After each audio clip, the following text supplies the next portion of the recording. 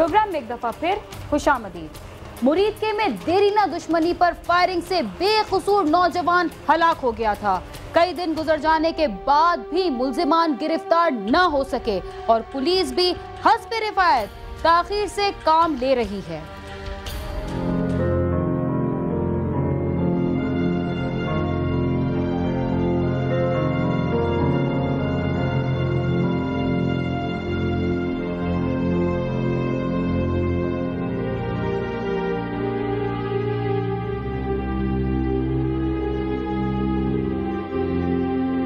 मरीके के इलाके तलवर मुस्लिम में मजहर अब्बास ग्रुप और बशीर ग्रुप के दरमियान 35 एकड़ जमीन के तनाजे पर अरसा दराज से दुश्मनी चली आ रही थी और ये दोनों ग्रुप एक दूसरे की जान के दर पे थे।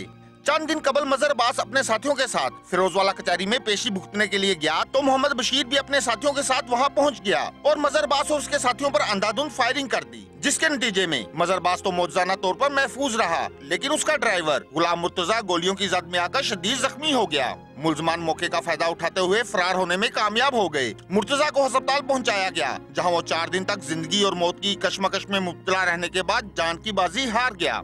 6 तारीख थी तो ये मेरा छोटा भाई था, ये 2 बंदे मेरे मुलाजम थे, ये गए हैं कचहरी में, इसने खाद लेनी थी। वो मेरे भाई ने कहा तारीख है कर्नल बशीर की, तो इसने आज गिरफ़्तार होना है, इसकी ज़मानत कैंसिल होनी है, तो इधर आ जाओ। फिर मैं बाद में देखते हैं ज़मानत कैंसिल होती है या नहीं होती, पता करके तो हम फिर उसके बाद खाद ले आएंगे।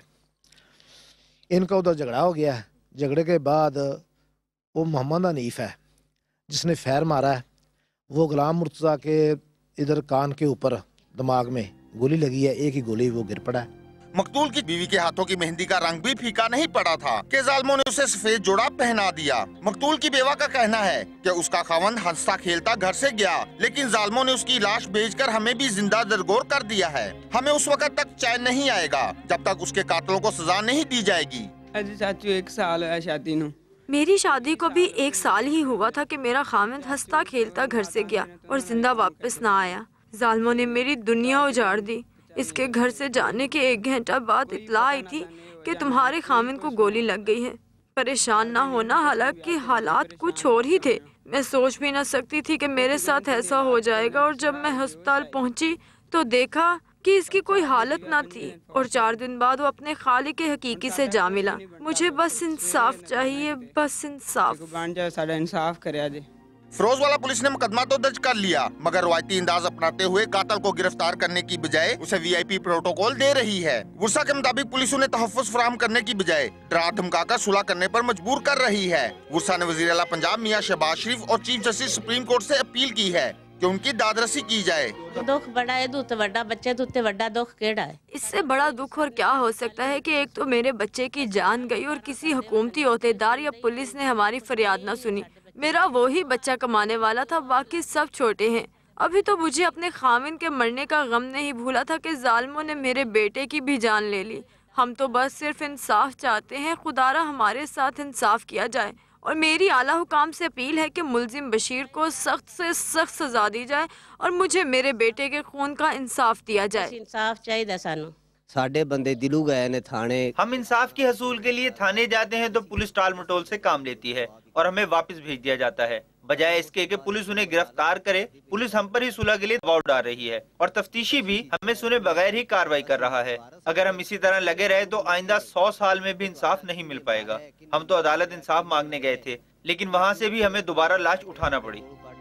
खानदानी दुश्मनी की वजह से कई घरानों के अफराद बारी बारी कत्ल हो जाते हैं, मगर दुश्मनी उसी तरह बरकरार रहती है। अब देखना यह है कि पुलिस इस वाक़ये के मुल्ज़मान को गिरफ्तार करके मजीद लोगों को कत्ल होने से बचाएगी या ये सिलसिला जारी रहेगा। कैमरामैन मुर्तज़ी इजाज के साथ आमिर शहजाद, समा, मरीदके।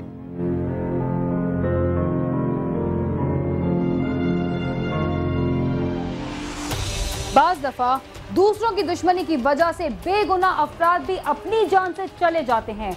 दुख की बात तो ये है कि ऐसे लोगों के ना तो कातिल गिरफ्तार होते हैं और ना ही उनके लवाहिकीन को इंसाफ मिलता है। क्राइम सीन अपने इख्तिताम को पहुंचता है। इस सिलसिले में अगर आप हमें कोई राय देना चाहते हैं तो हमारा पता है cs@sama.tv। इसके अलावा आप फेसबुक पर भी हमसे रब्ता कर सकते हैं। बीना खान और क्राइम सीन की टीम को इजाज़त दीजिए और देखते रहिए समा।